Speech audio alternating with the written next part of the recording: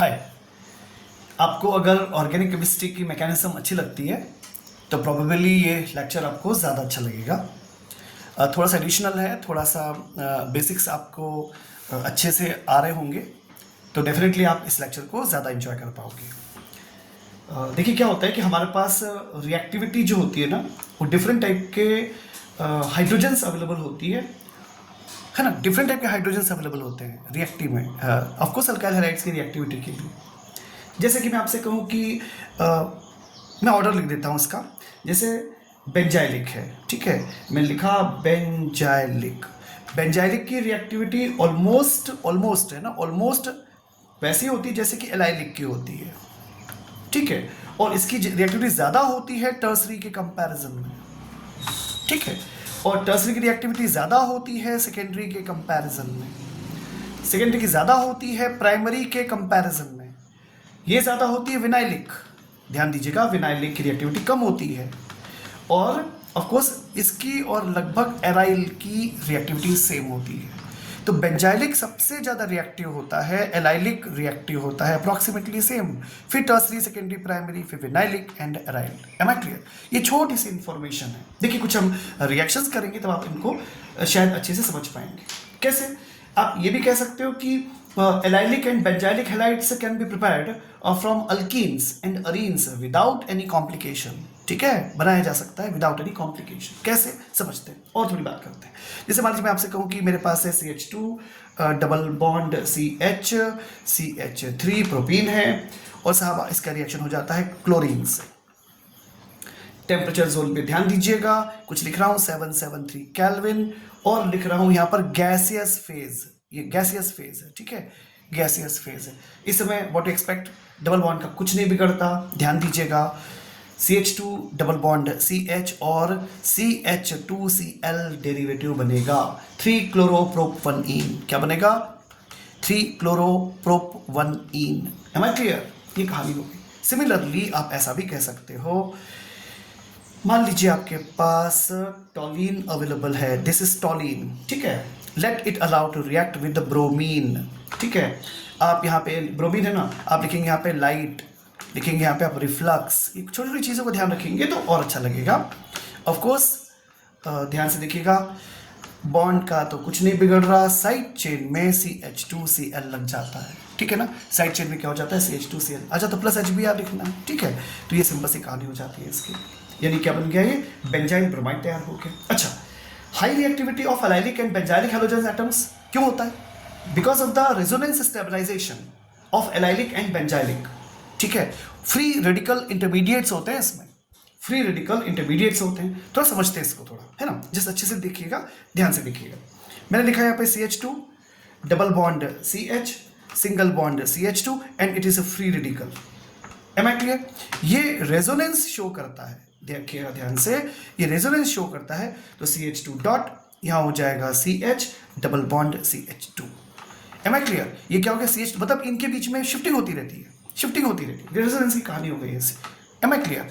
अब देखिए इस बात को थोड़ा सा और एलेबरेट करते हैं, थोड़ा सा और इसको डिस्कस करने की कोशिश करते हैं।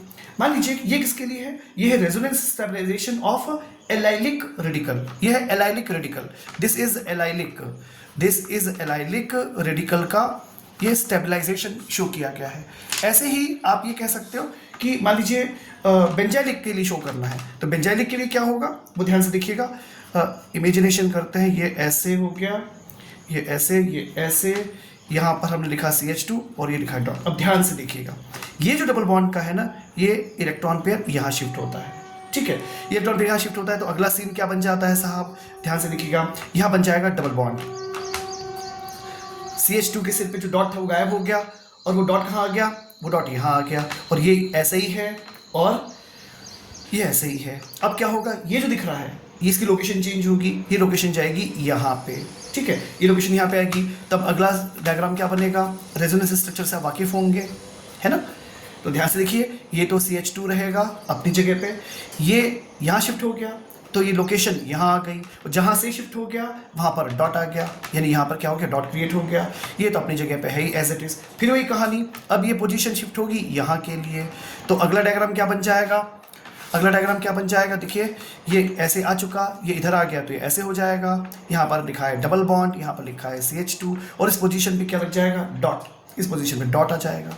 फिर देखिए वापस रेजोनेंस का अपीयरेंस, फिर शिफ्टिंग होगी दोबारा से, तो इस बार क्या होगा, ये जो डबल बॉन्ड का है ये इधर शिफ्ट हो जाएगा और वापस एज इट इज क्या देखा आपने, ये ऐसे, ये ऐसे, ये यहाँ पे आ जाएगा, यहाँ सिंगल बॉन्ड CH2 और ये डॉट। यानी यहाँ से यहाँ तक की जो जर्नी है वो एक स्टेप में नहीं हुई है, इंटरमीडिएट स्टेप्स हैं और हम इनको क्या कहते हैं, रेजोनेंस स्ट्रक्चर्स होते हैं। तो रेजोनेंस स्टेबलाइजेशन होता है बेंजाइलिक रेडिकल की स्टेबिलिटी का कॉज, ठीक है।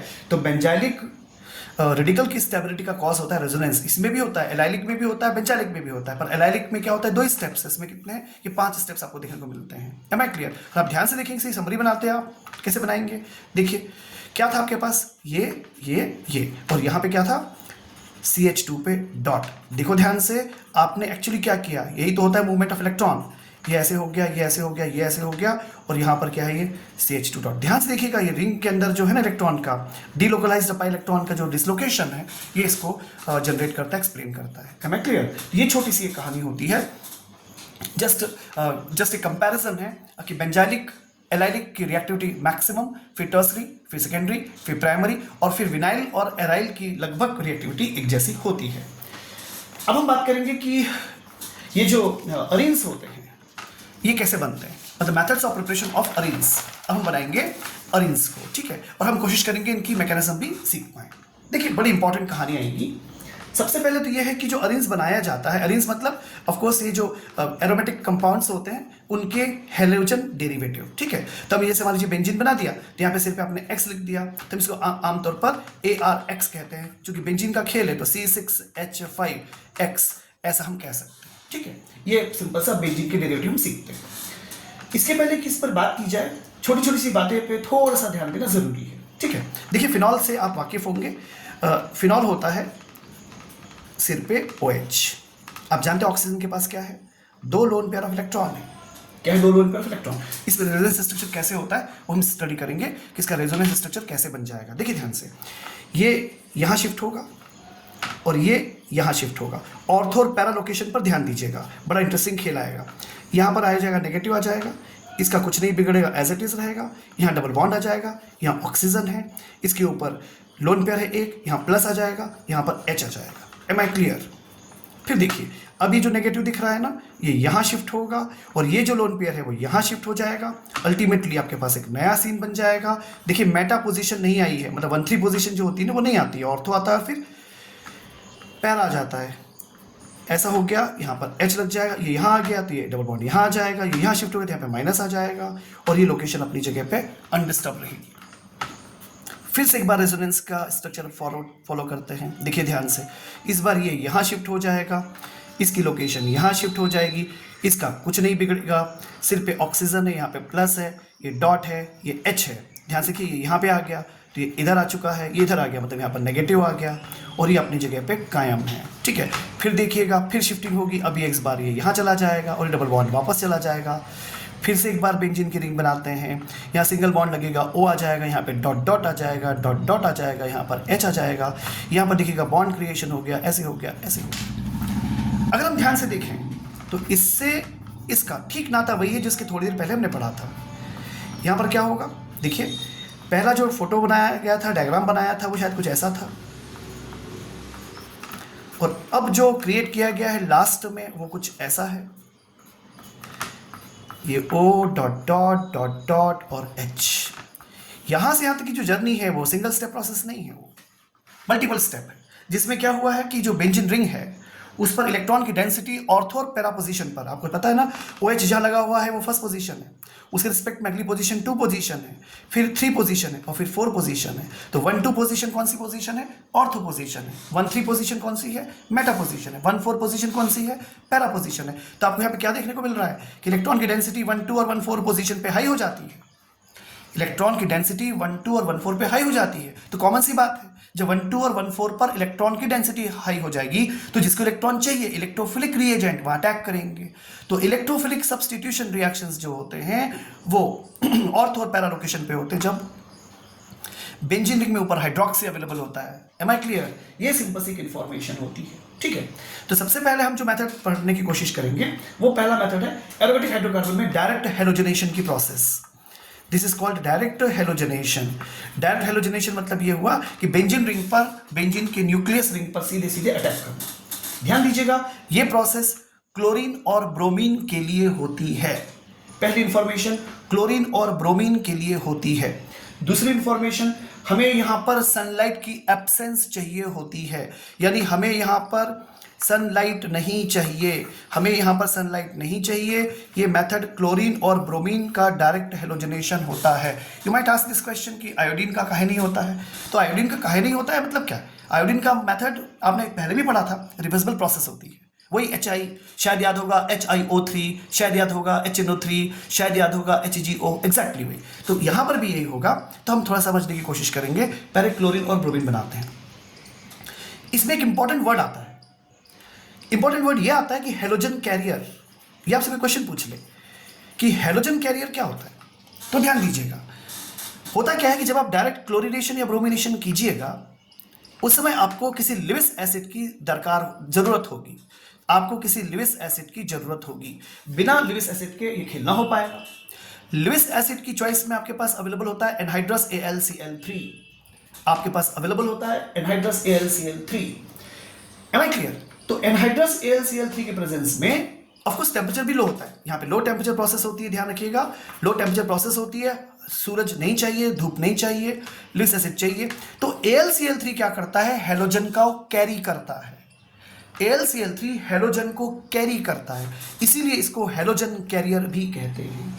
इसलिए इसको कहते हैं, मतलब suppose somebody is likely to put the question before you कि what is the utilization of Lewis acid over here, तो बता सकते हो कि the function of Lewis acid is to carry the halogen to the aromatic hydrocarbon. That's why these are usually referred as halogen carriers. क्या बोलते हैं इनको? Halogen carriers कहते हैं। Am I clear? तो आई होप कि तुम्हें समझ में आया होगा। अच्छा, मान लो आपके पास AlCl3 नहीं है, स्टॉक में अवेलेबल नहीं है, कोई बात नहीं, FeCl3 ले लो। क्या करो? FeCl3 ले सकते हो, एनहाइड्रस। तो लिविस एसिड की हमें जरूरत होती है। Am I clear? ये प्रोसेस करके देखते हैं हम कि क्या इसकी मैकेनिज्म होगी। I hope you enjoy. JEE का एक बार क्वेश्चन पूछा गया था कि इसमें कौन जो है रिएजेंट रिस्पॉन्सिबल होता है परफॉर्म करने के लिए, ठीक है? तो वो हम बाद में फ्रेम करते हैं। प्रोसेस क्या लिख लेते हैं। सपोज आपके पास बेंजीन रिंग है, ठीक है, अच्छी बात है। तो रिएक्शन करा दीजिए क्लोरीन से या फिर ब्रोमीन से। मैं क्लोरीन या ब्रोमीन, हाँ, मैं दोनों चीज़ें एक साथ करने की कोशिश कर रहा हूँ। ऑफकोर्स यहाँ पे आपको लिखना पड़ेगा एनहाइड्रस AlCl3 ले लीजिए या FeCl3 ले लीजिएगा। Am I clear? ऐसा हो जाएगा। फिर क्या कीजिएगा? अच्छा, अब ध्यान देना, ब्रोमीन में भी AlCl3 और FeCl3 यूज होता है ना। उसमें ऐसा मत सोच देना कि AlBr3 यूज कर लोगे, AlCl3 यूज करोगे और FeCl3। चलो, टेम्परेचर याद रह जाए तो कुछ बुरा नहीं है, 310 से 320 केल्विन ऐसा प्रपोज्ड है। चलिए शुरू करते हैं कहानी। सर कुछ ऐसी कहानी सिंपल सी कि यहाँ पे सिर्फ लगा दीजिए क्लोरीन, डायरेक्ट हेलोजनेशन हो जाता है इसका। ऐसे ही डायरेक्ट क्या हो जाएगा? Cl पे लगा दीजिए ब्रोमीन, तो सीधे सीधे आपको क्लोरोबेंजीन और ब्रोमोबेंजीन मिल जाती है। ये सिंपल सी प्रोसेस है, लेकिन इसकी इंटरेस्टिंग कहानी है इसकी मैकेनिज्म। तो कोशिश करते हैं हम फोकस करने की, इसकी मैकेनिज्म कैसे होगी और समझने की कोशिश कीजिएगा। It's damn interesting. और इसमें एक इंपॉर्टेंट क्वेश्चन बनेगा जो बीच में आयन से रिलेटेड ही होगा, ठीक है? मैकेनिज्म में जो इंटरमीडिएट कुछ अपीयरेंस आएगा वो शायद हमारे काम का रहेगा। देखिए कैसे। एक मिनट प्लीज। चलो, सबसे पहले क्या होता है, ध्यान से देखिएगा।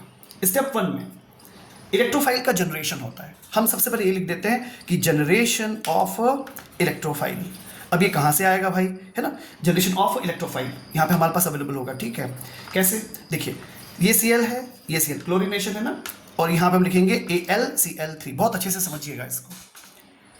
क्या होता है पहले स्टेप में, ध्यान से देखिए। मैं इसको किस तरह से लिख रहा हूँ, मैं इसे लिख रहा हूँ Cl dot dot dot dot Cl साथ में AlCl3।